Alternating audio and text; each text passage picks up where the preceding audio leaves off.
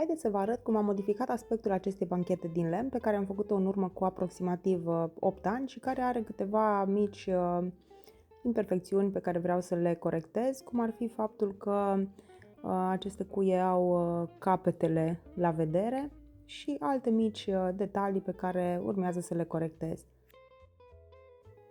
Am început prin a îndepărta capacul banchetei, după care am curățat totul foarte bine și am degresat toată suprafața. Apoi am chituit locurile problematice și am șlefuit toată bancheta foarte bine după ce chitul a fost uscat. Apoi am aplicat 2 straturi de grund, iar când grundul a fost uscat, folosind aceste șabloane și un chit acrilic, am creat niște modele în relief pe suprafața banchetei.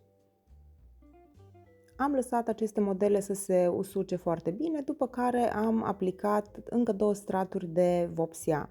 Apoi am tapizat capacul banchetei pe care l-am adăugat la loc și haideți să vă reamintesc cum arăta bancheta când m-am apucat de treabă și acesta este rezultatul pe care l-am obținut. Sper că vă place și vouă ce a ieșit, la fel de mult cum îmi place și mie și sper că am reușit să vă inspir, măcar pe o parte dintre voi, să încercați să reutilizați lucruri pe care deja le aveți, înainte de a le arunca și de a investi în unele noi.